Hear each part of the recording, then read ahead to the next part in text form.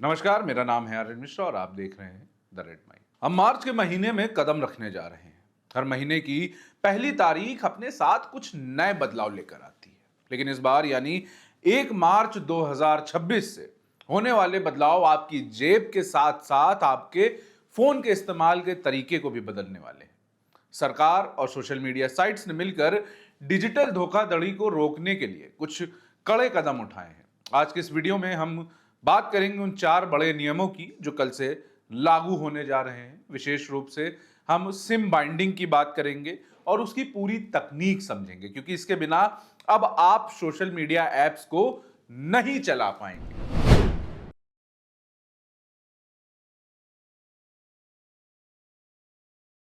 सरल भाषा में कहें तो सिम बाइंडिंग का मतलब है कि आपका व्हाट्सएप या टेलीग्राम अकाउंट या फिर सिग्नल अकाउंट आपके फिजिकल सिम कार्ड के साथ नत्थी या लॉक कर दिए जाएंगे।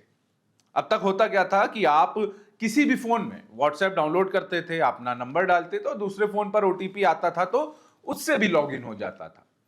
लेकिन स्कैमर्स इसी का फायदा उठाते थे। वे आपका ओटीपी किसी तरह हासिल कर लेते थे और आपका पूरा व्हाट्सएप अपने फोन पर चलाते थे। 1 मार्च से होने वाले बदलाव में अब ऐप केवल तभी चलेगा जब वह सिम कार्ड वाले फोन में होगा। यानी जिस सिम से आप लॉगिन करना चाहते हैं वो उसी फोन के अंदर मौजूद होना चाहिए जिसमें आप ऐप चला रहे हैं।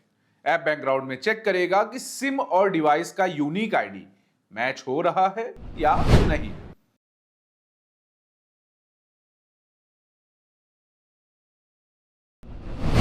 व्हाट्सएप और टेलीग्राम पर इसका क्या असर होगा, इस पर भी बात करते हैं। इस बदलाव के बाद आपके चैटिंग एप्स की सुरक्षा कई गुना तक बढ़ जाएगी। जैसे ओटीपी स्कैम्स पर लगाम लग जाएगी, क्लोन एप्स पर नकेल कसी जा सकेगी, साथ ही मल्टी डिवाइस लॉगिन में भी बदलाव होंगे। इन्हें थोड़ा डिटेल में समझते हैं। पहला, ओटीपी स्कैम कैसे खत्म होंगे।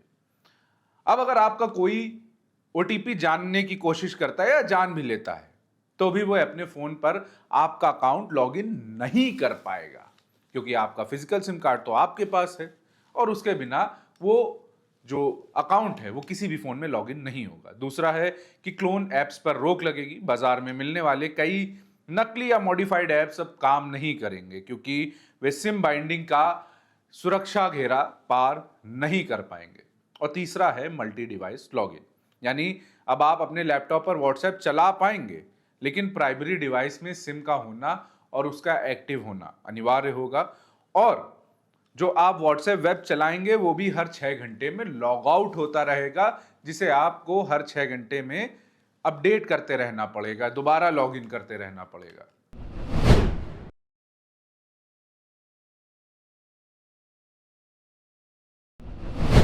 मार्च में होने वाला दूसरा बड़ा बदलाव है आपके क्रेडिट कार्ड के इस्तेमाल से जुड़ा हुआ।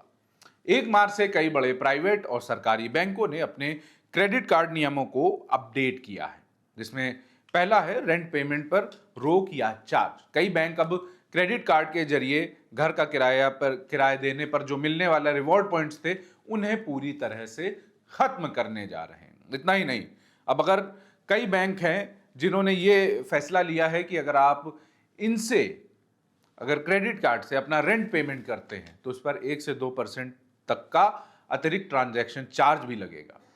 दूसरा है यूटिलिटी बिल कैपिंग, यानी बिजली, पानी और गैस के बिल भरने पर अब रिवॉर्ड पॉइंट्स की एक सीमा होगी, उसे कैप कर दिया जाएगा।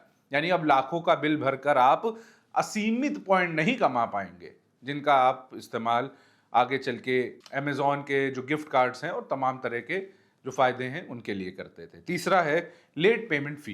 बैंकों ने लेट पेमेंट फी के स्लैब में भी बदलाव किया है, जो आपकी जेब पर भारी पड़ सकता है।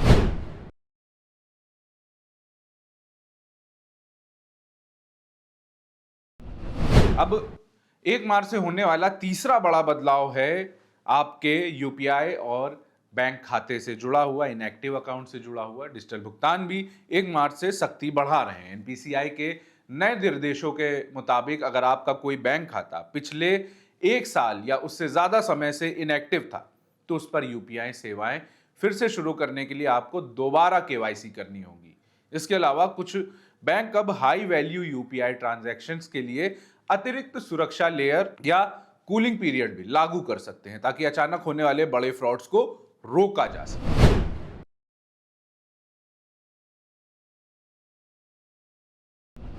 मार्च में बड़ा बदलाव जुड़ा हुआ है रेल यात्रियों के लिए।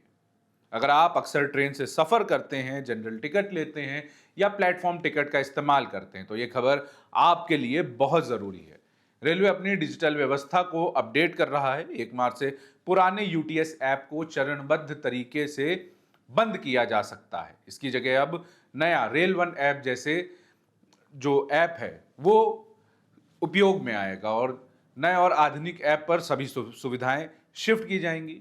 अब इसके लिए आपको करना क्या है, आपको पहले तो अपनी अगली यात्रा से पहले रेल वन ऐप डाउनलोड कर लेना है। फिर उस पर जनरल या प्लेटफॉर्म टिकट या फिर लोकल पास की सुविधाएं उस पर आपको मिल जाएंगी, जिनसे आप सीधे उस ऐप में जाके उन्हें एक्सेस कर सकते हैं। तीसरा है, पुराने ऐप में मौजूद बैलेंस या डेटा को नए ऐप में माइग्रेट कर लें, क्योंकि उसकी भी प्रक्रिया जल्द ही शुरू हो जाएगी। यात्रा के समय स्टेशन पर भीड़ से बचने के लिए आप इस ऐप को अपडेट रखना अब जरूरी हो जाएगा। 1 मार्च से होने वाले ये बदलाव मुख्य रूप से आपकी डिजिटल सुरक्षा को मजबूत करने के लिए हैं। सिम बाइंडिंग सुनने में थोड़ा कठिन लग सकता है, लेकिन ये आपके बैंक खाते को चोरी होने से बचाने का सबसे बढ़िया जरिया है। अब आपके लिए एक चेकलिस्ट। आप अपने सभी मैसेजिंग ऐप्स को गूगल प्ले स्टोर या ऐप स्टोर से अपडेट कर लें और ये सुनिश्चित करें कि आपका जो नंबर है, जो जिस नंबर से आप अपना अकाउंट यूज कर रहे हैं, वो रजिस्टर्ड सिम आपके प्राइमरी स्लॉट में होना चाहिए। और तीसरा है कि आप रेल वन ऐप अपने मोबाइल में डाउनलोड कर लें जैसे ही वो गूगल प्ले स्टोर पर या ऐप स्टोर पर उपलब्ध होता है। और चौथा है कि क्रेडिट कार्ड के लिए नए बिलिंग नियमों के अनुसार अपना खर्च प्लान करें। तो ये है 1 मार्च से होने वाले कुछ ज़रूरी और रोज़मर्रा के अपडेट्स जो आपके जीवन पर सीधा असर डालने वाले हैं। जानकारी काम की लगी हो तो इसे अपने लोगों के साथ शेयर करें। देखते रहिए द रेड माइंड।